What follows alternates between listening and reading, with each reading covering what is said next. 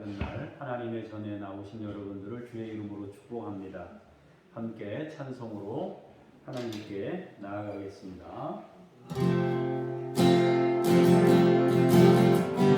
햇살보다 밝게 빛나는 그의 영광 너무너무 눈부시네. 누구 앞에 나가설 수 없네. 주의 거룩한 보좌 앞에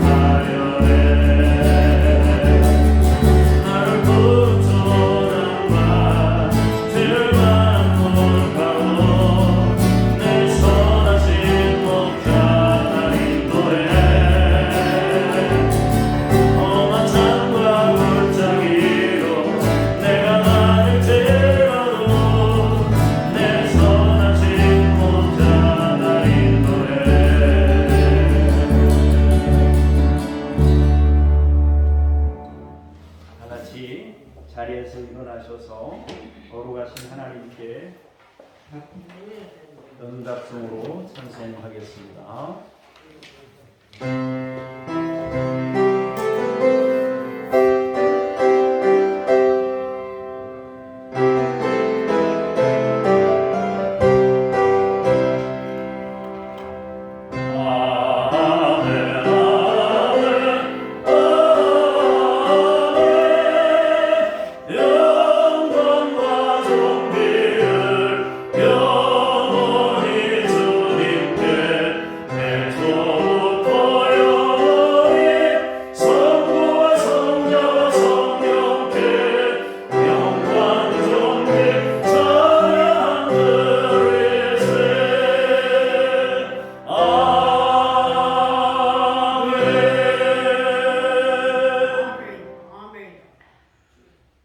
그때 사람들이 예수께서 안수하고 기도해 주심을 바라고 어린아이들을 데리고 오매 제자들이 꾸짖거늘 예수께서 이르시되 어린아이들을 용납하고 내게 오는 것을 금하지 말라. 천국이 이런 사람의 것이니라. 어린아이처럼 겸손한 믿음의 사람들이 될 수 있도록 우리를 지키시고 오늘도 성령의 기름 부으심으로 충만케 하셔서 하나님만 소망하는 믿음의 사람들로 세우시옵소서. 주 예수 그리스도 이름으로 기도합니다. 아멘. 그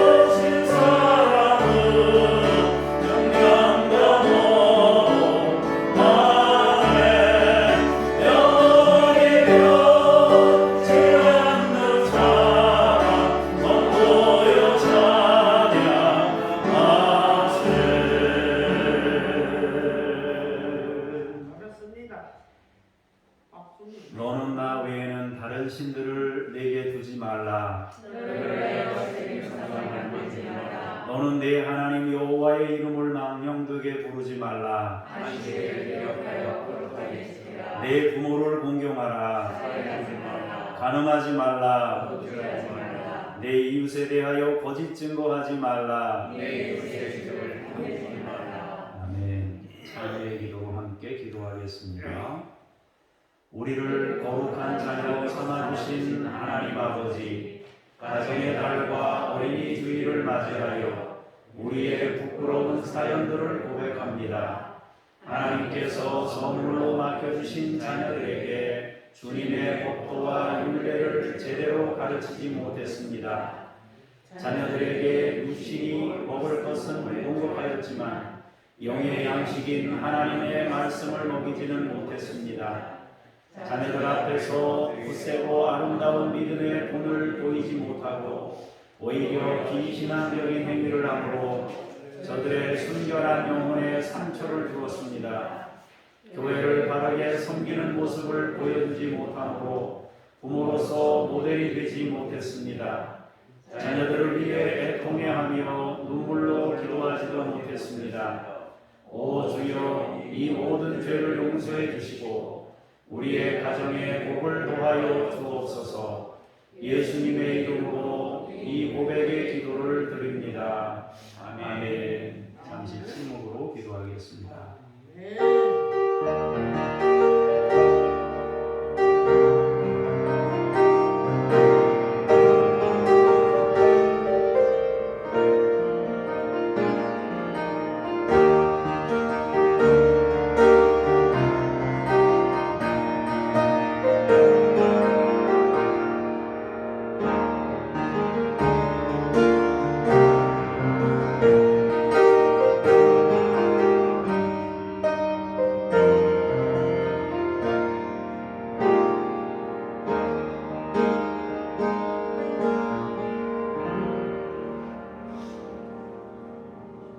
작은 자야 안심하라, 내 죄의 사함을 받았느니라.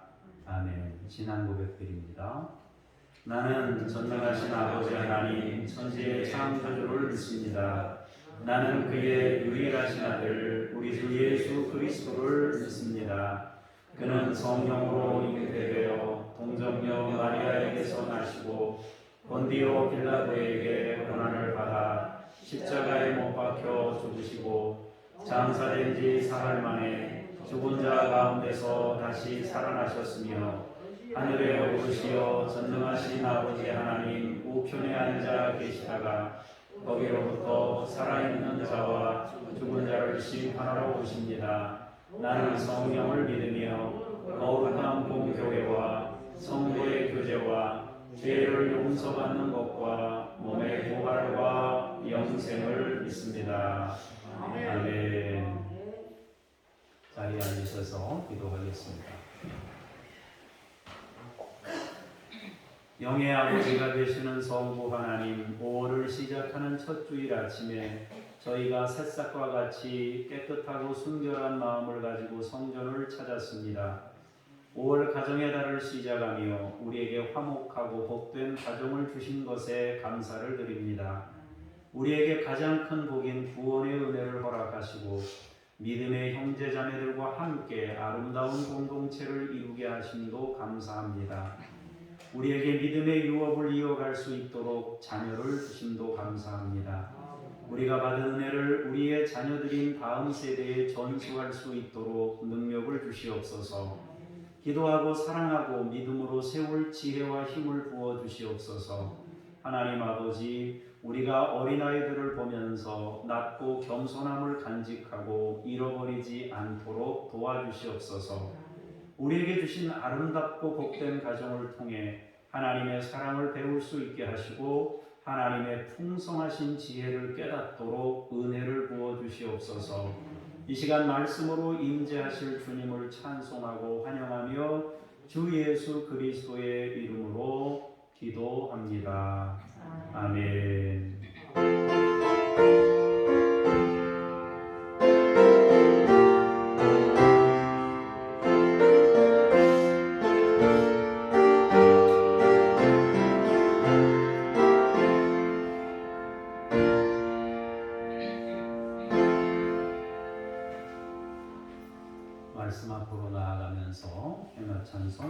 드리겠습니다.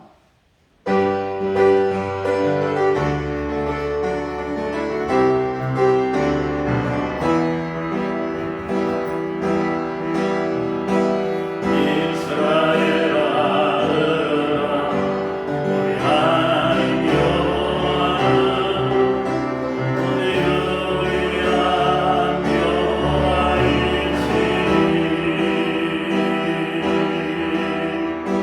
너는 마음을 다하고 뜻을 다하고 힘을 다하여 내 하나님 여호와를 사랑하라.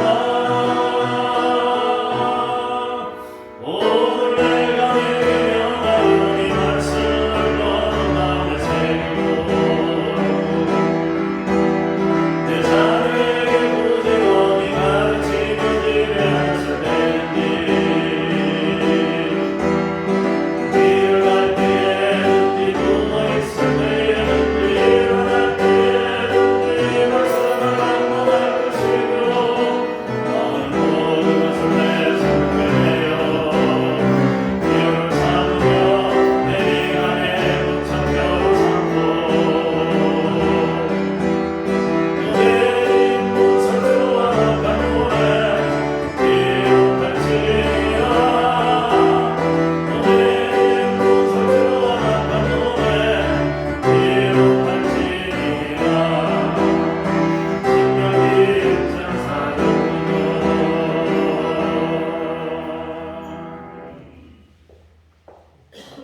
이제 하나님의 말씀을 받겠습니다. 홍순여 원사님께서 나오셔서 예레미야 2장 1절에서 3절 말씀을 봉독하겠습니다. 여호와의 말씀이 내게 임하니라. 이르시되 가서 예루살렘의 귀에 외칠지니라. 여호와께서 이와 같이 말씀하시기를 내가 너를 위하여 내 청년 때에 이내와 내 신혼 때의 사랑을 기억하노니 곧 씨를 뿌리지 못하는 땅 그 강야에서 나를 따랐음이니라. 이스라엘은 여호와를 위한 성물 곧 그의 소산 중 첫 열매이니 그를 삼키는 자며 모든 벌을 받아 재앙이 그들에게 닥치리라. 여호와의 말씀이니라. 아멘. 주님께 감사합니다. 다음 말라기 1장 1절에서 5절 말씀을 박미영 권사님께서 봉독하시겠습니다. 여호와께서 말라기를 통하여 이스라엘에게 말씀하신 경고라. 여호와께서 이르시되 내가 너희를 사랑하였노라 하나 너희는 이르기를 주께서 어떻게 우리를 사랑하셨나이까 하는도다. 나 여호와가 말하노라. 에서는 야곱의 형이 아니냐. 그러나 내가 야곱을 사랑하였고 에서는 미워하였으며 그의 산들을 황폐하게 하였고 그의 산업을 광야의 이익에게 넘겼느니라. 에돔은 말하기를 우리가 무너뜨림을 당하였으나 황폐된 곳을 다시 쌓으리라 하거니와 나 만군의 여호와는 이르노라. 그들은 쌓을지라도 나는 헐리라. 사람들이 그들을 일컬어 악한 지역이라 할 것이요 여호와의 영원한 진노를 받은 백성이라 할 것이며 너희는 눈으로 보고 이르기를 여호와께서는 이스라엘 지역 밖에서도 크시다 하리라. 아멘. 주님께 감사합니다. 로마서 11장 32절에서 36절 말씀을 봉독하겠습니다. 하나님이 모든 사람을 순종하지 아니하는 가운데 가두어 두심은 모든 사람에게 긍휼을 베풀려 하심이로다. 깊도다 하나님의 지혜와 지식의 풍성함이요 그의 판단은 헤아리지 못할 것이며 그의 길은 찾지 못할 것이로다. 누가 주의 마음을 알았느냐? 누가 그의 모사가 되었느냐? 누가 주께 먼저 드려서 갚으심을 받겠느냐? 이는 만물이 주에게서 나오고 주로 말미암고 주에게로 돌아감이라. 그에게 영광이 세세에 있을지어다. 아멘.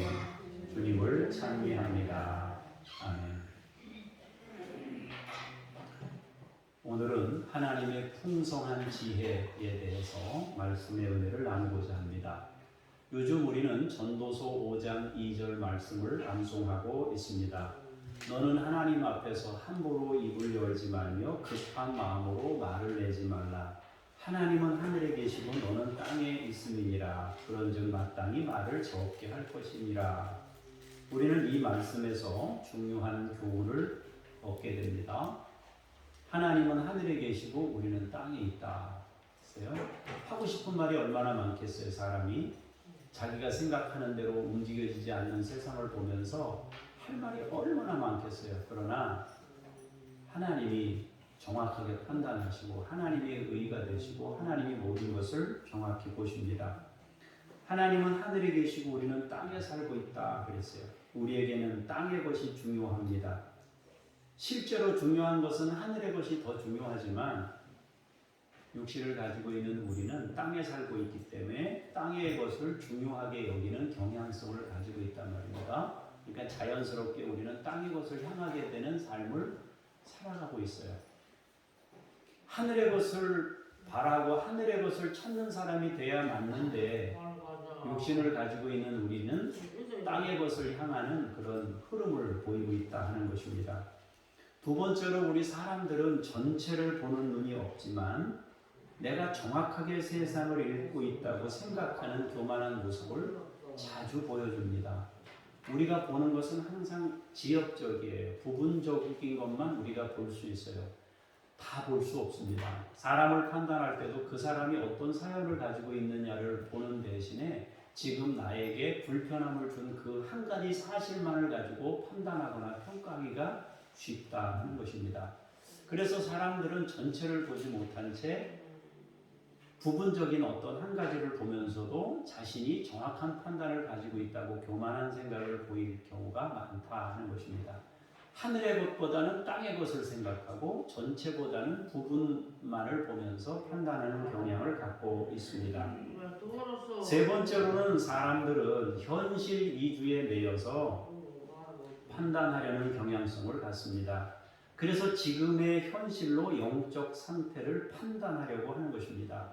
지금 내 현실이 좋으면 영적 상태도 좋다고 생각하고 지금 현실이 나쁘면 내가 영적 상태가 별로 안 좋은가 봐 이렇게 생각하는 거죠. 내가 지금 살아가는데 아무 일이 없으면 하나님께서 나에게 복을 주시는 것이다 이런 생각을 갖고 지금 조금 상황이 어렵게 돌아가면 내가 지은 죄가 많은가 봐 이런 생각을 갖게 마련이란 말입니다. 이렇게 사람들은 현실 위주의 생각과 부분적인 부분과 그 다음에 땅의 것을 중심으로 생각하려는 경향성을 갖고 있습니다.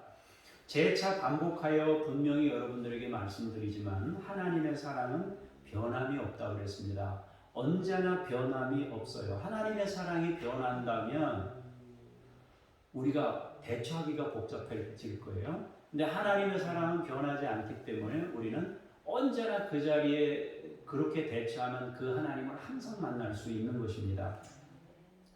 하나님은 같은 크기의 사랑으로 우리를 대하십니다. 하나님의 사랑은 줄은 적이 없어요. 한 번도 줄은 적이 없습니다. 우리의 삶과 상관없이 줄지 않습니다. 다만 우리의 삶에 따라서 우리는 하나님을 해석하고 믿는 경향을 가지고 있습니다. 다시 말하면 내가 하나님과 약간 멀어지면 하나님의 사랑도 줄어든다고 착각을 하는 그런 모습을 보입니다. 결국 우리가 하나님과 멀어지면 하나님의 사랑은 변하는 것이 아니지만 우리 자신이 마치 하나님의 사랑이 변했다라고 하나님이 나에게 저주를 내린다. 하나님이 나를 어렵게 만들고 있다. 이런 생각을 갖게 한다는 것입니다. 내가 지금 하나님의 사랑을 의심하고 있다면 하나님과 이미 멀어져 가고 있음을 뜻하는 것입니다. 여러분들이 현실 속에서 힘든 경험을 하면서 내가 하나님 앞에 죄를 졌나? 이런 마음이 든다면 이미 하나님으로부터 약간 내가 멀어져 가고 있다는 것을 사인으로 받아서 하나님께로 빨리 돌아가야 됩니다. 하나님의 사랑이 죽은 게 아니고 내 믿음이 지금 줄고 있다는 의미이기 때문입니다. 기억하셔야 됩니다. 하나님께서는 우리가 원하는 것을 주시는 대신 우리가 필요한 것을 주십니다. 우리를 사랑하시기 때문에 우리에게 정말로 필요한 것을 주시고자 합니다. 사람은 현실에서 좋은 것이 이루어지기를 원합니다. 저도 지금 살고 있는 이 현실이 불편함 없이 모든 것이 풍요로워졌으면 좋겠다는 마음을 가지고 있고 그것을 위해서 끊임없이 기도하고 있습니다. 그러나 하나님께서는 우리에게 현실을 통해서 하나님 나라를 발견하고 깨닫기를 원하고 있습니다. 우리의 마음에 하나님을 두고 살아가는 하나님 마음의 소유자가 되기를 원한단 말입니다. 우리의 성공은 현실에 있는 것이 아니라 하나님 나라 소유 여부에 있습니다. 당신은 성공한 인생입니까? 라고 물었을 때, 나는 성공한 인생인가? 라고 물었을 때 내가 성공했는지 안 했는지의 여부는 하나님 나라가 내 안에 세워지고 있느냐, 그것으로 결정나는 것입니다. 그것이 천국이기 때문입니다. 하나님과 함께 사는 사람, 동시에 이웃과 함께 사는 사람이기를 원하십니다. 이제 하나님의 말씀을 통해서 우리가 하나님의 뜻을 생각해 보겠습니다. 우리가 생각하는 뜻과 하나님이 생각하는 뜻 가운데 어떤 차이가 있는지, 얼마나 차이가 있는지를 한번 생각해 보려고 합니다. 자, 예레미야 2장에 있는 말씀을 보도록 하겠습니다.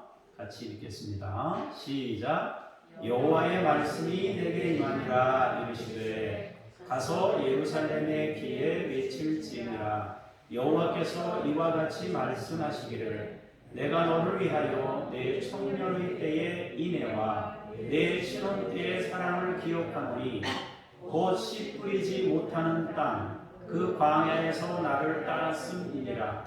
이스라엘은 여호와를 위한 성물 곧 그의 소산 중 첫 열매이니 그를 삼키는 자면 모두 벌을 받아 재앙이 그들에게 닥치리라. 여호와의 말씀이니라. 아멘. 자, 예레미야 선지자에게 하나님의 말씀이 임했습니다. 말씀이 임한다는 것은 굉장히 좋은 일입니다. 왜냐하면 그 말씀은 우리에게 빛을 비추시기 때문인데, 빛 대신 하나님의 말씀이 우리에게 오면 우리의 삶이 새로워질 수 있기 때문에 말씀이 임한다는 것은 축복입니다. 말씀이 임하면 내 삶의 위치를 알게 되고 내 삶을 교정할 수 있는 기회가 주어집니다.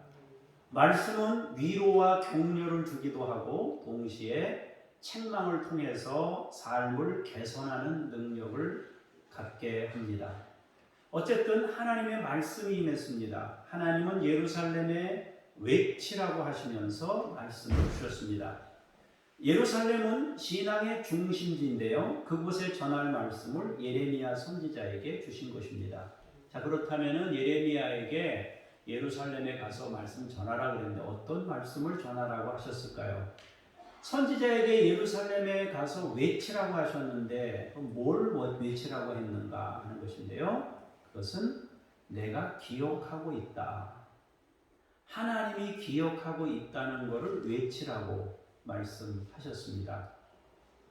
기억한다. 내가 기억하고 있다. 기억하고 있는 것을 꼭 전해다오 하고 주님이 말씀하셨습니다. 그러면 하나님께서는 무엇을 기억하고 있는가? 뭐라고 되어 있습니까? 이스라엘의 청년의 때 그리고 신혼의 때를 기억하신다고 말씀하고 있습니다. 이스라엘이 신혼일 때 또 청년일 때 그들에게는 인애가 넘쳤다. 긍휼히 여기는 마음이라, 주님의 마음이란 말입니다. 주님의 마음이 넘쳤다. 신혼의 사랑으로 하나님을 섬겼다 그랬습니다. 하나님께서는 그들의 순수했던 시절을 기억하신다고 말씀하고 있습니다. 그러면 그때가 언제인가? 신혼의 때, 청년의 때, 연애 시절, 여러분들도 연애 시절이 있었는지 모르겠어요. 옛날에 중매하신 분들 많은 분들은 연애 많아서 연애를 못하신 분도 있습니다만 연애하신 분들은 아마 연애의 감정을 아실 텐데 연애할 때나 신혼 때 그때가 언젠가? 그것은 씨를 뿌리지 못하는 땅에서 살 때를 주님은 연애할 때고 신혼의 때라고 말씀하고 있습니다. 광야를 지날 때가 곧 신혼의 때였다라는 것입니다. 하나님께서는 이스라엘 백성들에게 가장 사랑이 많았을 때, 즉 그들의 마음에 인애로 채워졌을 때가 광야를 지날 때라고 하셨습니다. 그때가 하나님과 이스라엘의 관계가 신혼이었다고 말씀합니다. 광야를 지날 때에는 가장 빈곤하고 힘든 시련의 시간이었습니다. 절대 부족, 절대 모자람 속에서 살았던 시기입니다. 그런데 그때가 가장 아름답고 열정적인 사랑으로 살았던 시간이라고 말씀하고 있습니다. 이스라엘 백성들은 주여 우리 가장 힘들었습니다 그러는데 하나님은 그때가 영적으로 가장 충만했을 때라고 말씀하고 있는 겁니다. 그러면서 이스라엘의 정체성에 대해 말씀하고 있습니다. 이스라엘은 여호와의 성물이다. 거룩한 사람들이다. 얘기해요. 그것도 하나님의 소산 중에 첫 열매다 그랬습니다. 하나님은 그들을 첫 번째 열매로 삼으셨습니다. 첫 번째 열매로 삼으셨다는 것은 하나님께서 열매 하나만 따려고 첫 열매라고 말씀하신 게 아니고 두 번째, 세 번째, 네 번째, 다섯 번째 많은 열매를 생각하시고 첫 번째 열매로 선택하신 거예요. 이 말씀은 이 첫 번째 열매를 통해 모두에게 하나님 나라가 세워지기를 원한다는 것입니다. 그래서 첫 열매를 삼키려 한다면 재앙을 피할 수 없을 것이라고 합니다. 그러면 재앙을 피할 수 없을 것이라는 것은 첫 열매에 대한 하나님의 각별한 사랑이고 그를 반대하는 것들은 미워서 하나님이 제거하려고 그러시는가?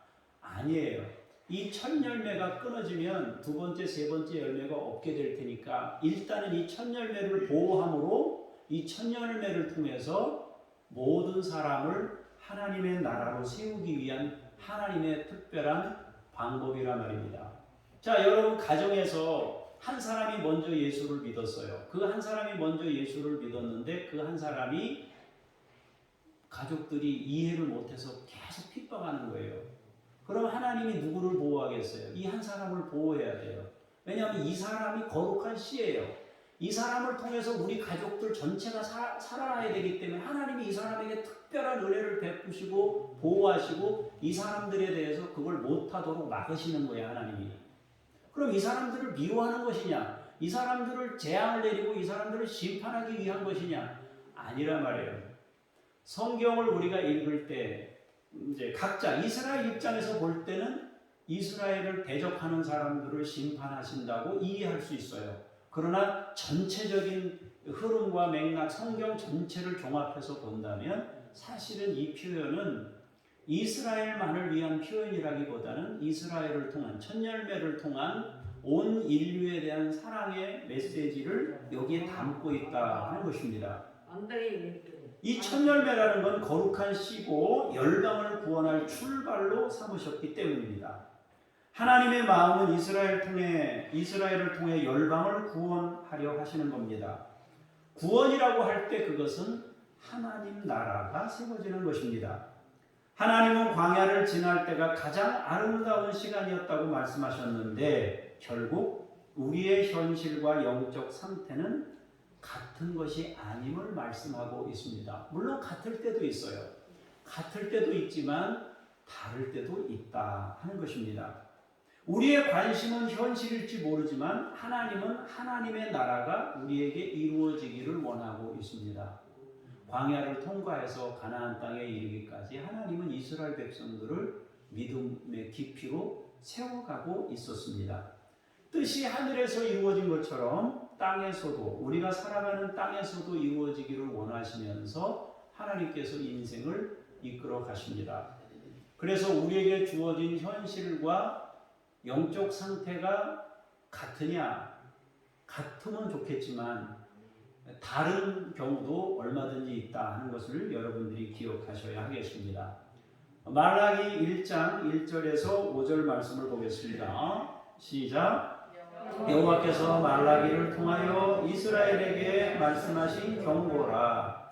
여호와께서 이르시되 내가 너희를 사랑하였노라 하나 너희는 이르기를 주께서 어떻게 우리를 사랑하셨나이까 하는도다.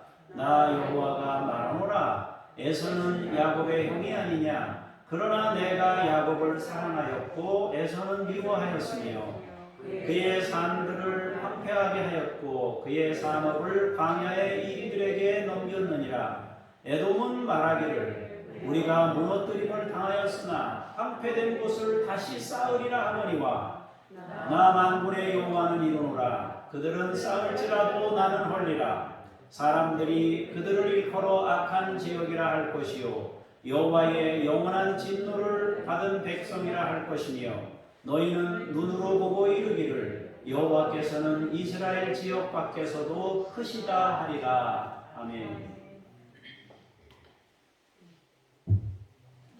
말라기는 구약 성경의 마지막 책입니다. 이스라엘 백성들이 포로에서 돌아온 후에 신앙 재건에 힘을 기울였지만 자기들이 생각하던 것에 비하면 터무니없이 모자란 결과에 실망하던 시기입니다. 이스라엘 백성들은 국가 재건과 성전 재건, 신앙 재건을 위해 귀국했습니다.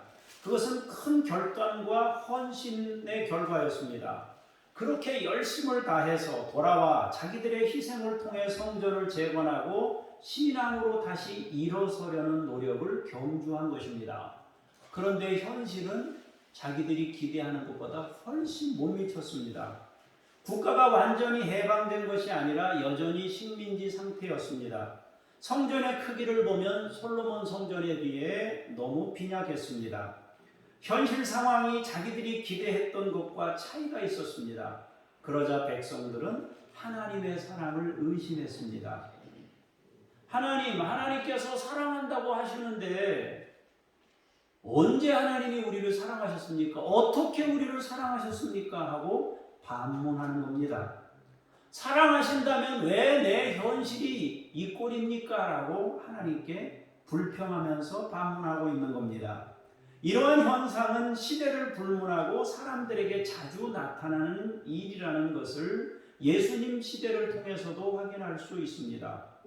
예수님이 오셨을 때 사람들은 예수님께 뭘 기대했습니까? 로마에서 해방되기를 기대했습니다.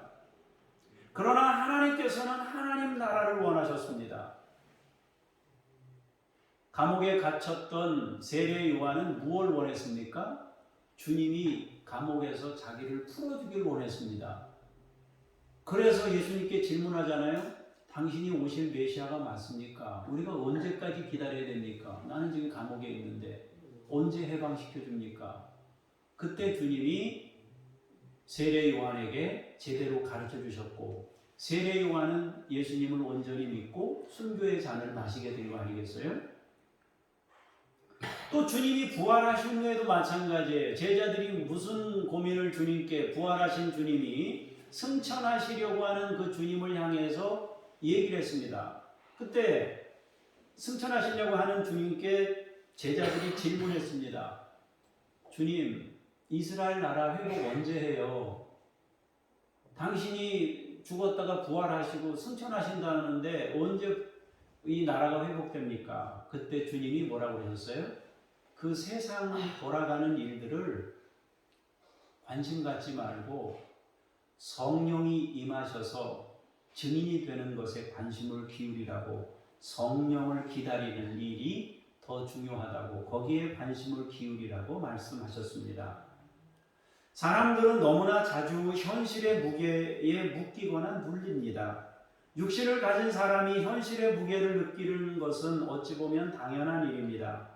그러나 우리에게 정말 중요한 것은 하나님의 나라입니다. 왜냐하면 현세는 시간의 끝이 오지만 영원한 나라는 끝이 없는 나라이기 때문입니다. 이 세상의 나라는 끝나요. 이 세상의 현실은 언젠가는 끝이 오게 됩니다. 우리가 끝나는 시간이 옵니다.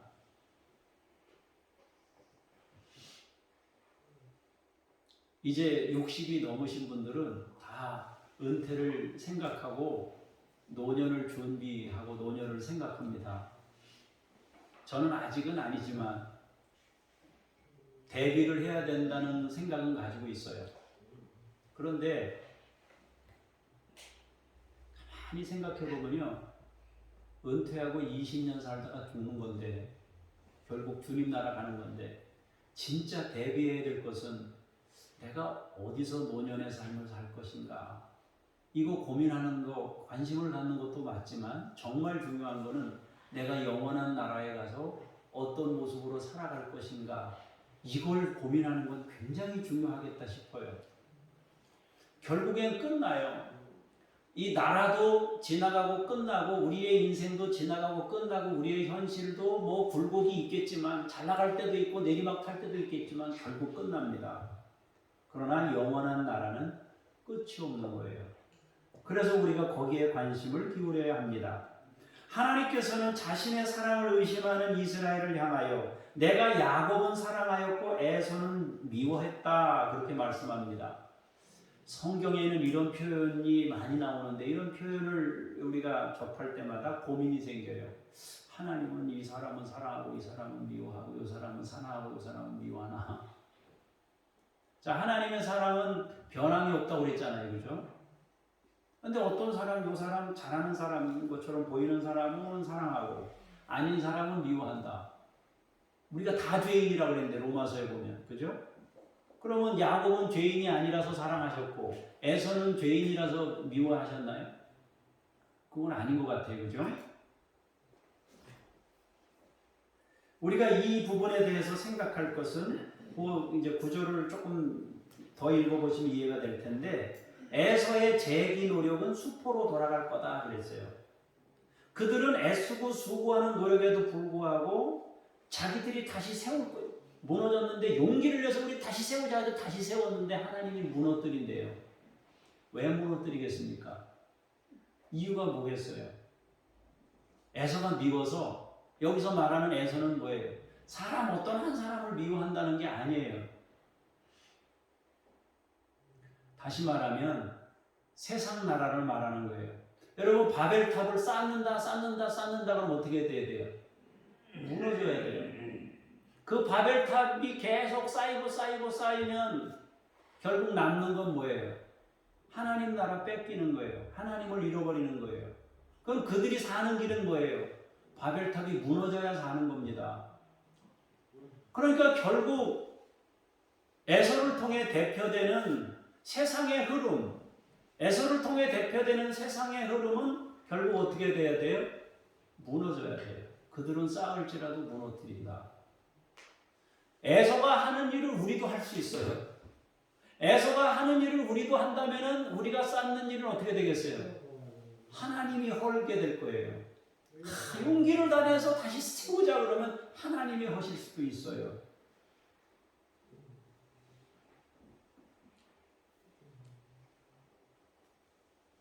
하나님께서 말씀하시는 결론은 세상 나라는 무너질 것이고 하나님 나라는 서게 될 것이다. 그 얘기를 하는 거예요. 야곱은 사랑하였다.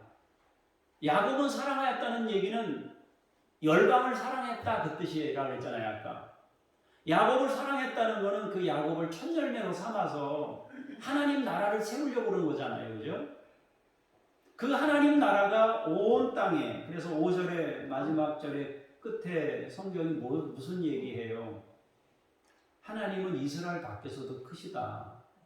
그들 가운데도 하나님이 인식될 수 있는 세상을 하나님이 만들고자 하시는 것입니다. 결국 세상 나라는 무한하지만 하나님의 나라는 영원하다는 말씀을 말라기를 통해서 전하고 있는 겁니다. 이스라엘 백성들은 현실에 치중돼서 현실의 무게를 보면서 두려워하고 있는데 부정하고 하나님을 부정하고 있는데 하나님 어디 계셔요? 어떻게 우리를 사랑하셨다고 말씀하십니까? 그러고 있는데 하나님은 아니다. 내가 사랑하고 있다. 그 얘기를 하고 있는 겁니다. 그러면서 결정적인 말씀합니다. 하나님께서는 이스라엘 밖에서도 크신 분이다. 해석하자면 하나님은 첫 열매인 이스라엘에게만 관심이 있는 것이 아니고 열방에 있는 모든 백성에게 관심이 있다고 말씀하고 있습니다. 모두의 하나님이심을 선언합니다. 모두에게 하나님 나라가 건설되기를 원하신다는 뜻입니다.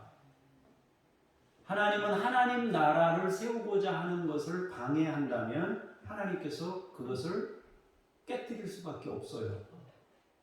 그리고 그들에게도 하나님 나라를 심기 위해서 하나님은 역사하신단 말입니다. 이러한 원대한 하나님의 계획과 열방을 향한 사랑을 깨닫지 못하고 주어진 현실에서 약간의 힘든 상황이 생기자 백성들은 하나님을 의심하고 있습니다. 하나님께서는 창세로부터 지금까지 한결같은 마음과 사랑으로 인류의 구원을 위해 일하셨습니다. 그러니까 여러분들이 현실에서 조금 힘든 상황이 닥쳤을 때 하나님이 나에 대해서 조금 지금 뭔가 안 좋게 생각하시나? 안 좋으신가? 그렇게 생각하기 전에 내가 하나님으로부터 멀어지고 있나?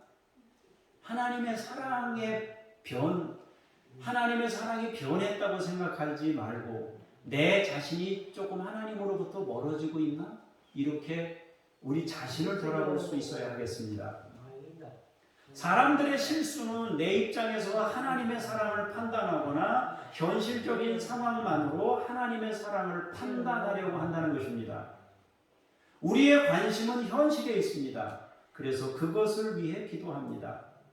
그것은 당연한 모습입니다. 그러나 우리가 분명히 기억해야 할 것은 하나님의 뜻은 하나님 나라에 있습니다. 우리가 먼저 그의 나라와 그의 의를 구하기를 원하십니다. 그렇다고 우리의 현실이 중요하지 않다는 말은 아닙니다.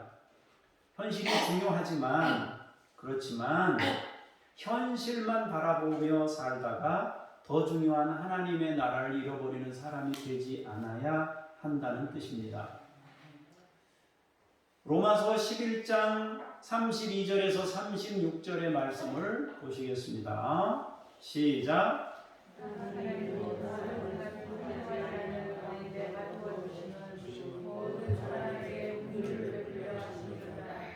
빅도다 하나님의 지혜와 지식의 풍성함이요 그의 판단은 헤아리지 못할 것이며 그의 길은 찾지 못할 것이로다. 누가 주의 마음을 알았느냐? 누가 그의 무사가 되었느냐? 누가 주께 먼저 드려서 갚으심을 받겠느냐? 이는 만물이 주에게서 나오고 주로 말미암고 주에게로 돌아갑니다. 그에게 영광이 세세에 있을지어다. 아멘. 하나님의 지혜와 지식은 풍성하다 그랬습니다. 그것은 우리가 쉽게 헤아릴 수 없다고 합니다. 그의 판단은 헤아리지 못할 것이며 그의 길은 찾지 못할 것이로다 그랬습니다.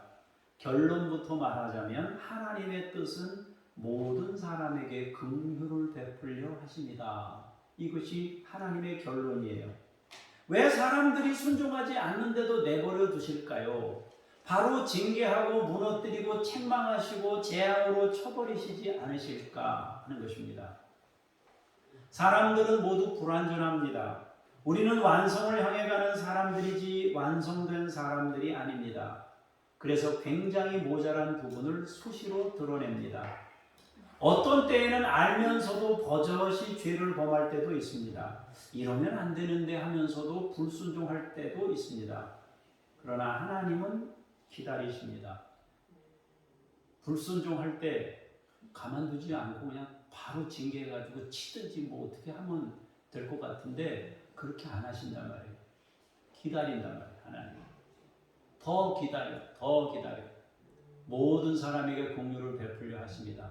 사람이 죄를 지을 때도 하나님이 기다리시고 한 번 기다리고 두 번 기다리고 세 번, 네 번 기다리고 다섯 번, 여섯 번 기다렸는데 나중에 알게 되면 어떻게 돼요? 하나님의 긍휼을 알게 돼요. 하나님의 긍휼이 얼마나 놀라운 것인지를 깨닫게 됩니다. 베드로가 만약에 주님이 십자가 지고 죽으실 때 베드로가 그때 순교했다면은 어땠을까? 그런데 주님을 부인했던 경험이 있으니까 어때요? 주님 앞에 설 때마다 내가 주인이구나. 우리 주님이 그런데도 나를 품어주셨구나. 이 생각이 얼마나 깊이 들겠습니까? 유대인들이 자부심을 가지고 있었는데 그 자부심이 불순종이었다는 걸 나중에 알게 됐을 때 하나님의 긍휼에 대해 얼마나 감사하겠습니까? 이 유다인들의 불순종이 결국에는 이방인 이방인들이 그 불순종하는 가운데 하나님의 은혜를 입을 때, 야, 우리 같은 사람에게도 하나님 은혜를 주시는구나. 저 유대인들도 아닌 우리 이방인들에게도 은혜를 주시는구나. 그들은 하나님의 긍휼을 입었습니다. 그런데 나중에 시간을 지나고 보니 유대인들이 이게 아니구나 깨닫고 하나님의 긍휼을 또 체험하게 된다는 거죠. 결국에는 하나님의 지혜라는 것은 우리가 생각하는 것처럼 성급하지는 않지만 결론적으로 보자면 하나님의 긍휼을 모든 사람에게 베풀고 모든 사람이 그 긍휼을 알게 하도록 하시는 역사란 말이에요. 그것이 세상 역사예요. 우리가 볼 때는 이 세상 왜 그래? 인생 왜 그래? 이 나라는 왜 그래? 뭐 별소리를 다 하지만은 하나님은 모든 사람에게 긍휼을 베푸시는 역사를 이루어가고 계신다 말입니다. 하나님께서 이방인들에게 은혜를 베푸실 때 유대인들은 얼마나 그것을 부정하면서 불순종했습니까? 그들의 교만은 하나님을 대적하였습니다. 자기들이 지켜온 신앙을 무시하고 죄 가운데 있던 사람들이 거저 은혜 받는 것을 볼 수 없었기 때문입니다. 그러나 유대인들이 뒤늦게 깨닫고 자기들도 하나님의 긍휼이 절대적으로 필요한 죄인임을 알게 될 겁니다. 하나님은 사람들의 불완전함을 보시면서도 그렇게 기다리셨고 모두에게 긍휼을 베풀고자 하셨습니다. 그러면서 성경이 무슨 얘기를 합니까? 과연 누가 주의 마음을 알까? 과연 누가 하나님의 책사가 될 수 있을까? 누가 먼저 주님께 드릴 수 있을까? 없다는 얘기죠. 주님이 먼저 우리에게 다가오시지 먼저 주님께 드릴 수 없다는 거예요. 왜 그러냐 하는 거예요. 이걸 바꾸면 하나님은 하늘에 계시고 우린 땅에 있어요. 사람과 하나님은 너무 큰 차이를 가져요. 하나님은 창조주이시고 우리는 피조물이라는 얘기입니다. 세상에 존재하는 모든 만물은 우리를 포함해서 주에게서 나왔고 주로 말미암고 주에게로 돌아갑니다. 근원이 주님이란 말이에요. 우리에게 있는 게 아니란 말이에요. 그러므로 우리가 세상 나라에 일희일비하지 말아야 할 이유가 여기에 있습니다. 우리는 지금도 개인적으로나 사회적으로나 국가적으로나 세계적으로나 이해할 수 없는 일들을 겪고 있습니다. 하나님, 왜 나는요?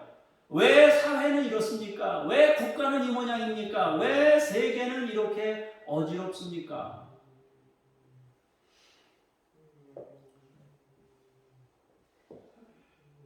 선거 처리대에 가면은 막 양쪽 진영에서 막 싸우잖아요. 선거 얘기 저도 잘 안 하는데 막 양쪽 진영에서 서로 싸우잖아요. 그죠? 그러면서 우리도 모르는 사이에 국민들도 반이 나눠져가지고 이쪽 지지하는 사람, 이쪽 지지하는 사람이 서로 막 싸워요.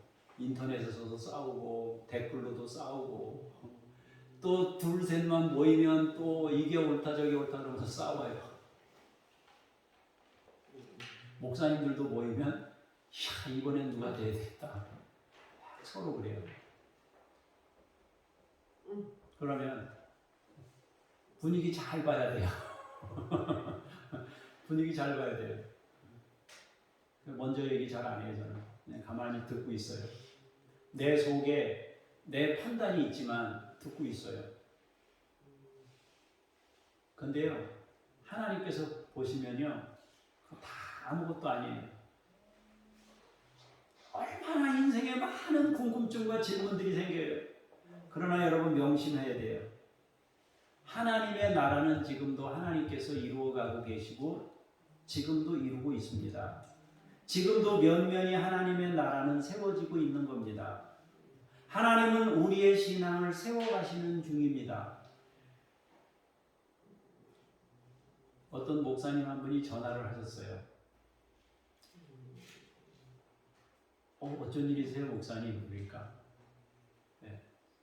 마트에 뭐 우유 하나 사라 잠깐 갔었는데 집사람이 삼촌 나간 게 우유 하나만 사다 달라고 부탁해서 근데 막 우유 사러 갔는데 전화가 왔어.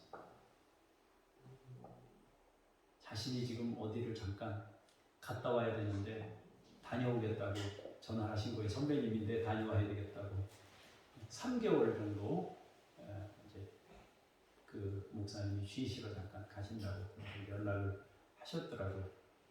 그러면서 이제 뭘 하던 끝에 본인이 원하던 일이 잘 안 된 부분이 있었어요. 본인이 그 목사님이 하시던 일을 잘 안 된 부분이 있었는데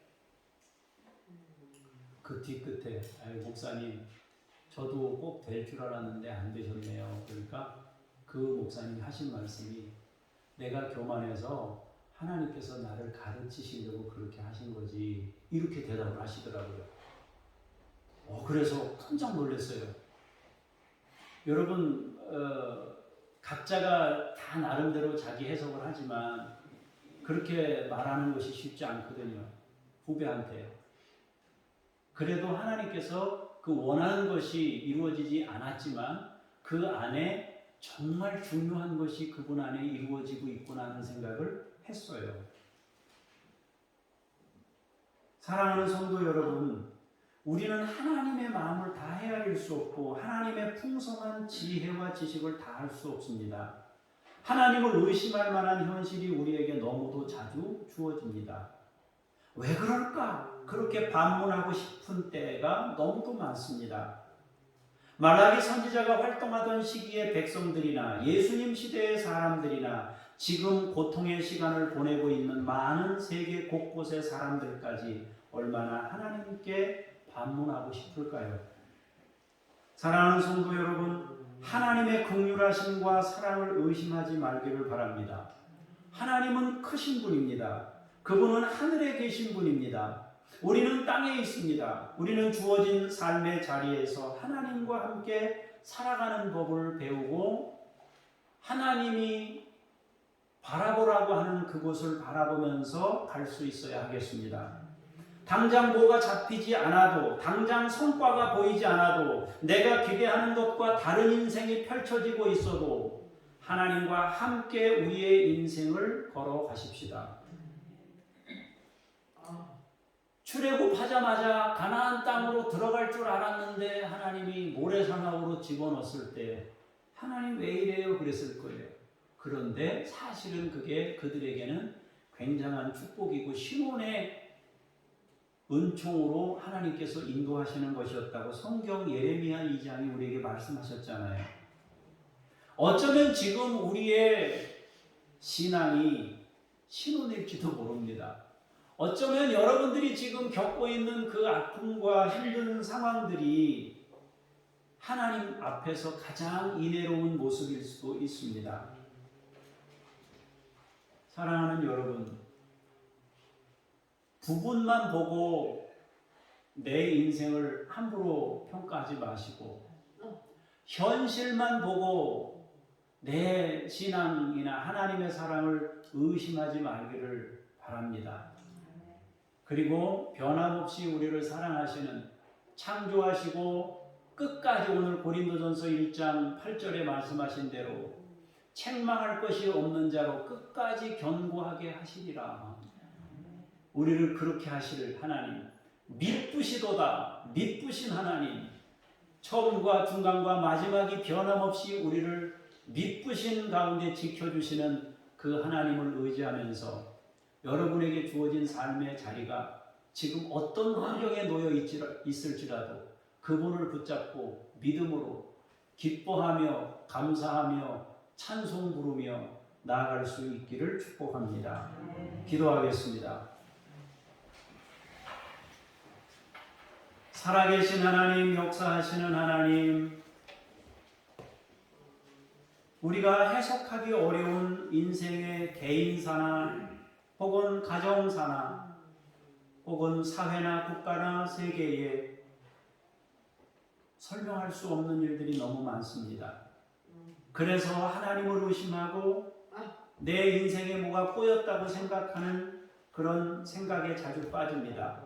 주여 우리를 불쌍히 여기시고 긍휼히 여기셔서 하나님, 기준 되시는 하나님이 변한 것이 아니라 우리가 하나님과 멀어지고 있다는 것을 파악하고 주님 앞에서 주님을 의지하며 살아갈 수 있도록 함께 해주시고, 아버지 하나님, 내게 주어진 삶의 자리에서 하나님과 함께 기쁨으로 우리의 삶을 살아낼 수 있도록 권능으로 함께 하시고 역사하여 주시옵소서. 현실을 보는 대신 하나님을 보게 하시고 부분을 보는 대신 전체 가운데 역사하시는 하나님을 기대할 수 있도록 우리 가운데 함께 해 주시옵소서. 주 예수 그리스도의 이름으로 기도합니다. 아멘.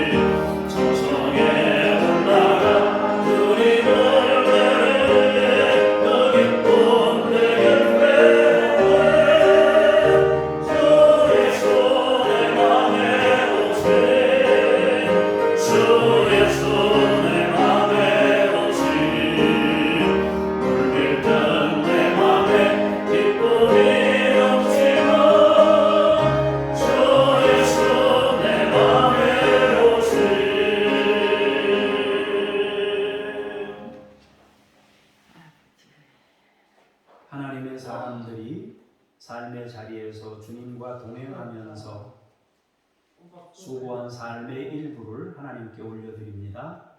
주께서 받아주시고 일생 동안 주님과 동행하는 은총과 하나님의 손잡으시는 은총을 힘입어 마지막까지 승리하는 우리 모든 식구들이 되게 하옵소서. 예수님 이름으로 기도합니다. 아멘. 하늘에 계신 우리 아버지의 이름을 거룩하게 하시며 아버지의 나라가 오게 하시며 아버지의 뜻이 하늘에서와 같이 땅에서도 이루어지게 하소서. 오늘 우리에게 일용할 양식을 주시고 우리가 우리에게 잘못한 사람을 용서하여 준 것 같이 우리 죄를 용서하여 주시고 우리를 시험에 빠지지 않게 하시고 악에서 구하소서. 나라와 권능과 영광이 영원히 아버지의 것입니다. 아멘.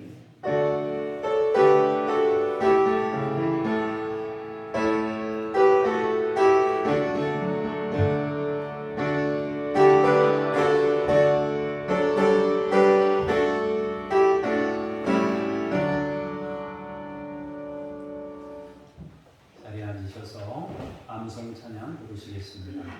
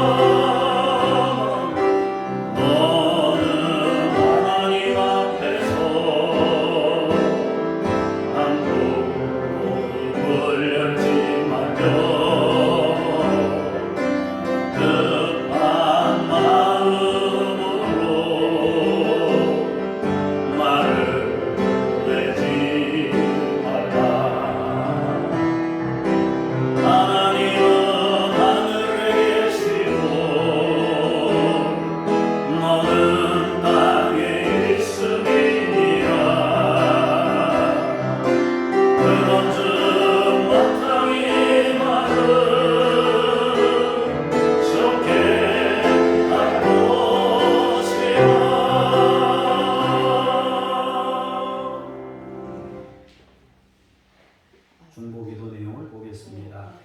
가정마다 행복을 가꾸고 하나님 나라를 이루도록 오늘 근로자의 날인데 근로자들이 주님 안에서 일의 의미를 발견할 수 있도록 위해서 기도할 수 있길 바랍니다. 타지키스탄을 위해서 기도합니다. 가난과 과도한 통제 속에서도 주님의 사랑을 깨닫고 구원에 이르도록 위해서 기도할 수 있기를 바랍니다. 교회 소식을 전합니다. 선교지 탐방을 원하는 분들은 우리 홍순효 권사님을 통해서 신청하시기를 바랍니다. 내년 3월에 가려고 하는데 우리가 선교하는 지역을 가려고 방문하려고 합니다. 아마 비용이 조금 들 것 같은데 미리 글쎄 모르겠어요. 정확한 액수는 모르겠지만 100만 원 내외가 정도 되지 않을까 싶은데 상황마다 좀 다르거든요. 그 가격이 그때마다 다른데 권사님 통해서 신청하시고 한목에 다 내시든지 아니면 매달 적립을 하시든지 그렇게 하면 권사님이 관리를 해주실 겁니다. 그러니까 여러분 신청하실 분들은 그렇게 신청 아마 5일이나 6일 정도 되지 않을까 싶습니다. 이렇게 그 외국을 가시는데 근데 뭐 여행 삼아 간다고 생각하시면 안 될 것 같고 여행은 아니고요. 뭐 좋게 생각하면 여행일 수도 있고요. 우리가 돕고 있는 곳에 가서 한번 그 환경을 좀 살피려 가는 거니까 여러분들 그렇게 생각하시고 내년 3월까지니까 한 10개월 정도 남았는데 그렇게 준비하시면 좋겠다 싶습니다. 이번 주는 어린이 주일이고 다음 주는 어버이 주일입니다. 여기 광고에는 없지만 여러분 어제 저를 만나서 선물을 받으신 분도 있고 선물을 못 받으신 분들도 계시는데 선물을 받지 못하신 분들은 가실 때 저거 하나씩 밑에서 가져가시고요. 또 어제 뭐 받으신 분들은 또 그냥 가셔도 되고요. 그 다음에 혹시라도 내가 이 사람 옆에 있는 사람이 그 가까운 사람이 있는데 이 사람 좀 전도하고 싶은 마음이 있다 그러면 그분들 뭐 하나 갖다 주셔도 됩니다. 지금 남은 거 있으니까. 그래서 여러분들 뭐 이웃 중에 누구 한 사람 전달해주고 싶다 그런 분 있으시면 또 남아 있는 거 가지고 가셔서 그렇게 하셔도 괜찮겠습니다. 지금 이제 안 받으신 분들이 한 5분 정도 되는 것 같아요. 그분들은 이제 가실 때 가져가시면 되고 또 나머지 남는 거는 그렇게 해서 처리를 하시면 좋겠다 싶습니다. 잠깐 제가 기도하고 마치겠습니다. 하나님 아버지, 가정의 달을 맞았습니다. 가정이 여러 가지 이유로 인해서 붕괴되고 또 상처받는 사람이 많아지고 있습니다. 하나님 아버지, 가정마다 행복을 가꾸게 하시고 하나님의 나라가 이루어지도록 이 나라의 가정을 지키시옵소서. 오늘 근로자의 날입니다. 근로자들이 주님 안에서 일하는 것이 무엇인지 의미를 발견할 수 있도록 하시옵소서. 그래서 감사함으로 일할 수 있는 사람들이 되도록 함께해 주십시오. 하나님, 타지키스탄을 위해서 기도합니다. 가난과 과도한 통제 속에서도 주님 사랑을 깨닫고 구원에 이룰 수 있도록 함께하여 주시옵소서. 하나님 아버지, 또 선교지 탐방을 계획하고 있습니다. 하나님의 선하신 뜻 안에서 또 좋은 경험이 될 수 있도록 함께 하시고 또 보고 와서 더 열심히 기도할 수 있도록 인도해 주시옵소서. 하나님, 북한 어린이들 야바, 임마누엘 또 이 아이들을 주님께서 믿음으로 양육하시옵소서. 김요엘 이웃 아저씨 아줌마, 이동식 서명숙 선교사님, 김수연 김명숙 선교사님, 천혜슐리 선교사님, 하나님, 이들이 기관에서 봉사하기도 하고 또 개인적인 교회에서 섬기기도 하고 또 작은 공동체를 만들어서 여러 모양으로 섬기기도 합니다. 하나님께서 그 현장에 가셔서 그들을 도우시고 하나님의 역사를 이루어 주시옵소서. 우리 성도들에게 각 가정마다 복을 주시고 치유의 은총을 베푸셔서 머리부터 발끝까지 강건케 하시며 영적으로 강건케 하시옵소서. 또 하나님 아버지, 우리의 자녀들이 믿음의 길을 걷게 하시고 우리의 신앙의 배를 잇되 우리보다 더 좋은 신앙으로 주의 영광을 나타내는 삶이 되게 해 주시옵소서. 감사드리며 주 예수 그리스도 이름으로 기도합니다. 아멘. 한 가지 제가 빠뜨렸습니다. 그 큰 박스는 여러분이 오래 두셔도 되는 것이고요. 작은 박스는 유통 기한이 5월까지입니다. 이번 달, 그러니까 이번 달 안에 소비하면 가루라서 뭐 유통 기한 지나도 뭐 드시라는 말을 하기는 좀 어렵지만 어쨌든 5월 달까지니까 여러분이 그렇게 해서 드시면 좋겠다 싶고, 그게 이제 그 생식이거든요. 생식이라는 건 이제 삶거나 이렇게 한 게 아니고 생야채를 이렇게 말려서 가루를 낸 거예요. 그래서 이제 몸이 아프시거나 이렇게 조금 언밸런스 된 사람들은 그거를 이렇게 조금 복용을 오랫동안 하시면 몸에 회복되는 데 굉장히 도움이 됩니다. 그런데 위가 평상시에 좀 안 좋으신 분들, 위가 좀 안 좋으신 분들은 생식을 드시면 배탈이 나거나 설사를 하거나 그럴 수 있거든요. 그러니까 그게 불량해서 그런 것이 아니고 위장이 약하신 분들은 생식이 탈이 날 수 있으니까 혹시 드시다가 설사가 난다 그러면 중단하시면 바로 먹습니다. 그런데 이제 평상시에 위는 괜찮은데 다른 데 좀 안 좋으신 분들이 있다 그러면 그거 드시면 여러분들 그 알레르기나 뭐 이런 것들도 치유되고 굉장히 도움이 되거든요. 그러니까 가져가셔서 드시면 좋겠다 싶습니다. 예, 자리에서 일어나셔서 찬송 부르시겠습니다.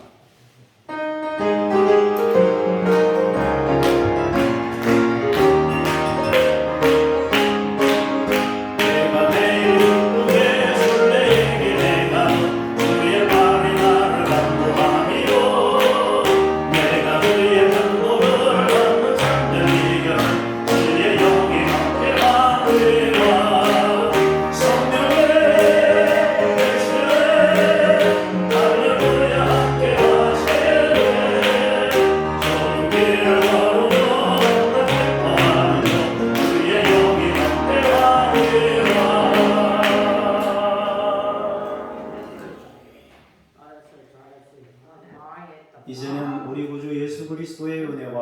아버지 하나님의 그 크신 사랑하심과 성령님의 역사하심이 겸손히 주어진 삶의 자리에서 하나님의 뜻을 구하며 하나님과 함께 동행하며 살기를 원하는 하나님의 사람들 머리머리 위에 나라와 열방 위에 이제부터 영원까지 함께 하시기를 간절히 축원하옵나이다. 아멘.